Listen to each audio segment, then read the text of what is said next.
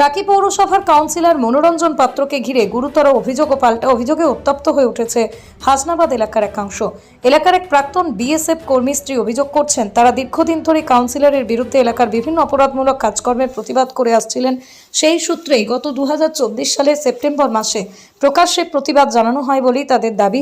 এরপর থেকে কাউন্সিলরের অনুগামীরা তাদের উপর চাপ সৃষ্টি করতে শুরু করে এবং একাধিকবার হুমকি দেওয়া হয় বলে অভিযোগ। ওই প্রাক্তন বিএসএফ কর্মীর বক্তব্য, প্রতিবাদের পর তাকে তার স্ত্রীকে ধরে মারধর করা হয়।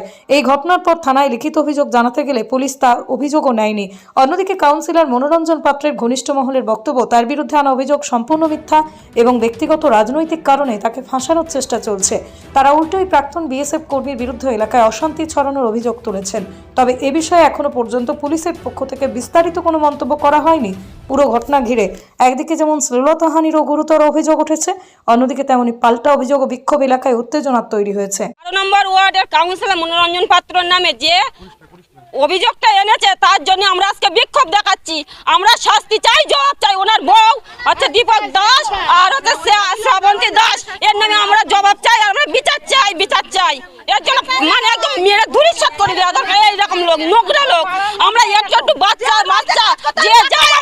যে যা আছে তাদের বলে সুতি সুতি। ওর কি সবার এত দোষ? ওর কি এত সুতি হবে? ওর কি কিছুই নেই? ওর ঘরে বউ আর বউ তো মনে হয় দমের সকলেই বলে ম্যাম।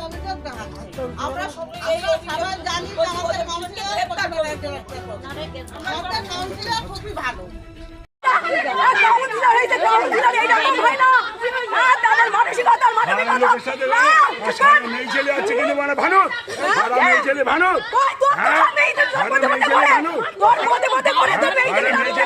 হুমকি দিচ্ছিস আমারে?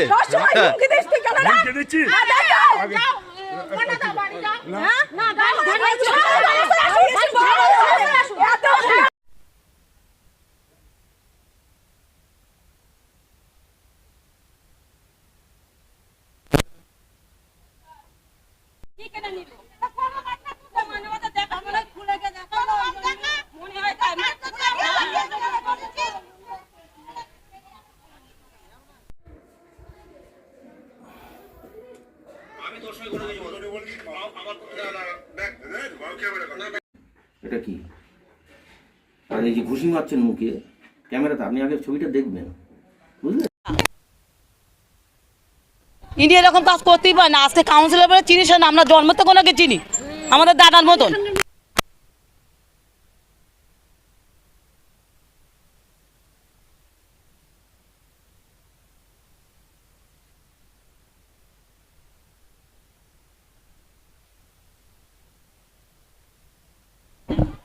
কিন্তু কথা একটাই, উনি খুব ভদ্রলোক। ছোট থেকে দেখে আসে, আজকে 5 বছর আমাদের 52 নম্বর ওয়ার্ডের কাউন্সিলর হতে পারে। তাকে ছোট থেকে চিনি। আমার নাম রুকসানা গাজী।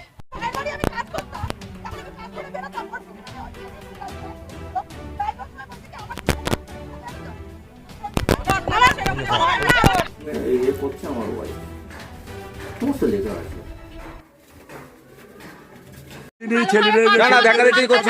তুই ঢাকা দেখি কি হয়েছে?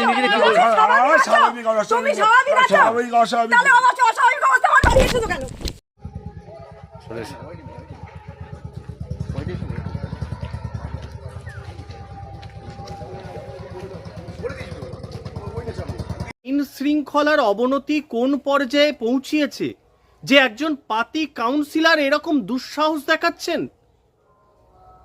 তৃণমূল কংগ্রেসের নেতাদের যদি এরকম দুঃসাহস হয় এবং তারা একজন দেশের সেনাকর্মীকে এবং তার পরিবারকে আঘাত করতে যদি বিন্দুমাত্র পিছুপা না হয়, তাহলে পুলিশ প্রশাসনটা আছে কি করতে?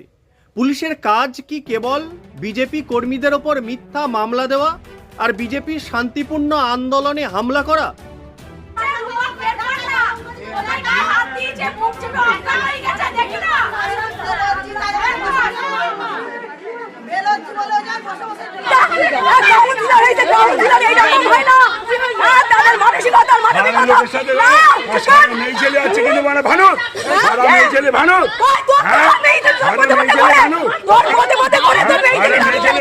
হুমকি দিচ্ছিস আমারে?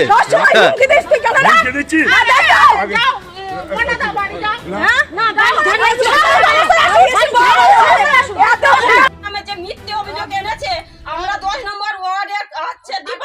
শ্রাবন্তী দাসের নামে আমাদের 12 নম্বর ওয়ার্ডের কাউন্সিলর নামে মিথ্যে অভিযোগ দিয়েছে, তার জন্য আমরা ইলেকট্রিক ব্যাটারি গাড়ির showroom Rifa auto trading centre, স্থান বাঁকড়া, শাহান্দির দরগাঁও, বয়লানি বাজার। 2026-এ ধামাকা অফার চলছে, আসুন যোগাযোগ করুন এই নাম্বারে 9932709436 অথবা 8159859100।